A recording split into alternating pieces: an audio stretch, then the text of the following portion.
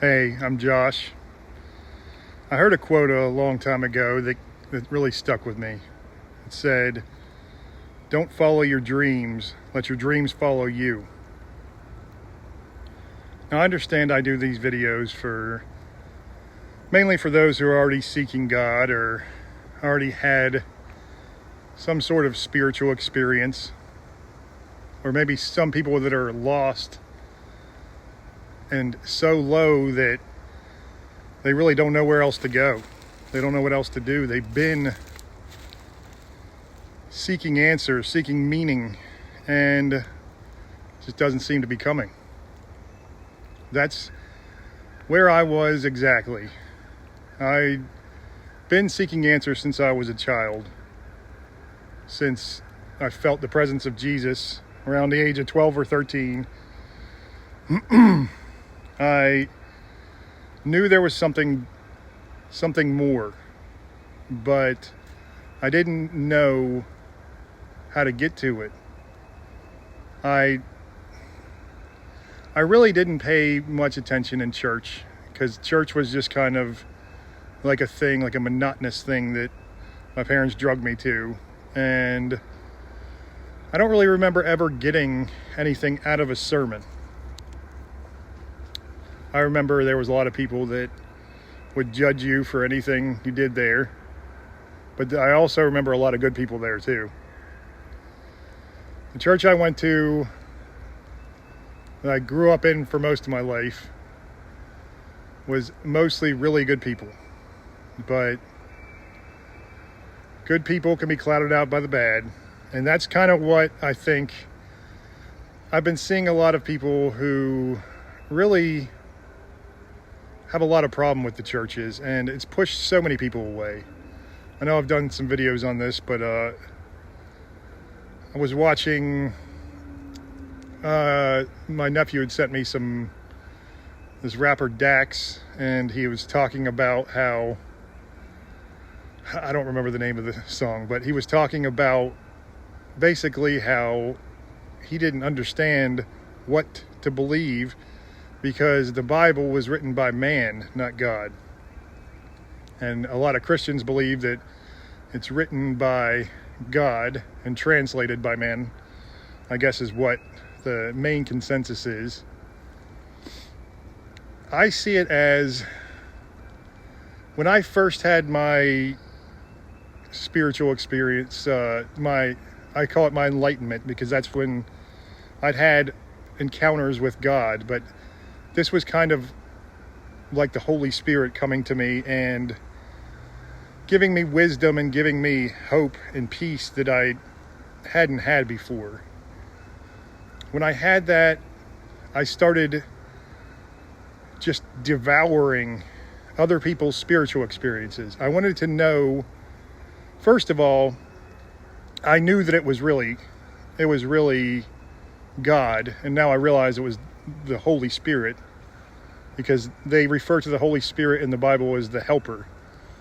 It's kind of like the comforter that comes to you when you need help the most. And I just wanted to know whether I was alone, whether I was going crazy, what other people had gone through. And I really think that this is the most important thing to mankind, because this is the earliest signs of language and structures that were built to worship God. It might not have all been the Christian God, obviously. That didn't even come until years after. You go back to like Göbekli Tepe, and that was, I think they said like 12,000 years old, or it could be up to that old, or something like that. And it was a shrine, from what we can tell, it was a shrine to God, or whatever gods they were worshiping at the time. And I really do think that from the beginning, and probably before technology was ruling our lives, spiritual awakenings and spiritual experiences were more profound, because we had more of a connection with nature and the cosmos and everything around us. We were connected to it because we lived in it. We were always immersed in it. And we were always seeing the stars clearly at night, not without all this light pollution. This is why I come into nature. I try to get away from people as much as I can, to be alone so I can talk to God. And now so I can talk to you. Because I really do think that that is my purpose, that he gave me clearly. And if he wants me to do something else, I'll do it. But until he says, hey, that's enough of that, or I'm doing it wrong, or I'm doing something, I need to do something different now, then I will be doing this. And I'll be writing my book, and I'll be making the videos as long as I could help even one person. But studying these spiritual experiences, these spiritual awakenings, these connections with God, these rebirths, these enlightenments, I don't care if man wrote it or not. And obviously man wrote them. But I do believe they were transcribed from God, because I can tell you, I go back and read my writings sometimes before God came to me, or the Holy Spirit came to me that day in November of 2022. And I can honestly see no inspiration in those words. I would write quite a bit because I just wanted to get, first of all, I wanted to get I was writing like a science fiction series.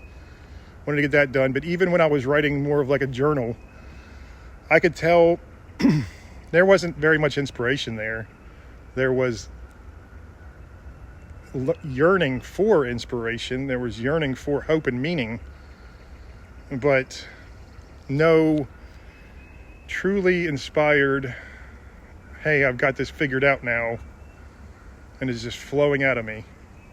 No truly inspired work. This is what the Bible number one, and even other religious texts, I do believe, for the most part, there could be some exceptions obviously, I do believe that they are inspired by God, and they were what God was telling them to write.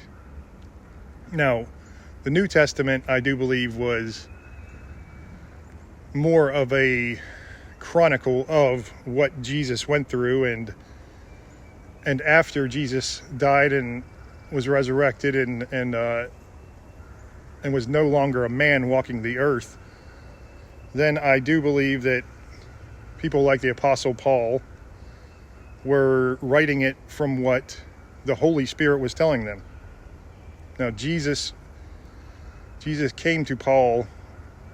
He was a man who tortured and sometimes killed Christians. And Jesus came to him and said, hey, when you do this, you're torturing and killing me, because these people are me. My worshipers are walking in my light. I am them and they are me. So I really do think that it's important, especially these ancient accounts of meetings with God, or even just trying to figure it out. You know, I talked to somebody who was reading Lamentations. I think that's how you say it. And that is a rough one. That is just a bleak outlook on the world around them. It really is. And sometimes it takes a bleak outlook on the world. It's like the kind of cathartic. It's sort of like listening to a sad song and getting the tears out and getting the emotions out, and then you're refreshed and you're ready to move on. Now, I think there's a lot. I kind of had that sort of release now more than I did before, because before I was trying to find a pick-me-up, and I think that's important for when we're really low. I would listen to comedy, And I love comedy. I think comedy is one of the most important tools that we have to just keep our hope in life. Keep our hope until we find true meaning. And even after we find true meaning, it breaks the monotony of life, because life can be so challenging, as you all probably know. It's just one challenge after another sometimes. And when you have those moments of laughter and you have those moments of happiness, you have to hold on to them and let them fuel you. When I describe my relationship with God, I describe it as we have a connection to God's light within all of our souls. And within that soul, within our soul, that light I call the divine wellspring. So it's an eternal flow of light.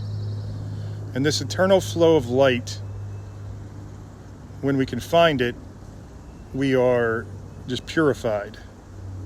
Now there are, and again, I'm sorry if I'm repeating some of these from another video, but there are demons, and sometimes demons of our own invitation. We invite them all in. You know, we invite the ego and everything to run the show because we are not confident in ourselves enough and don't love ourselves enough to let our heart rule. So we built a wall around, a fortress around this divine wellspring. And when we have an enlightened moment, when we have a rebirth especially, those walls just crumble down. And so I always say that I am here to bring hope to those who are lost.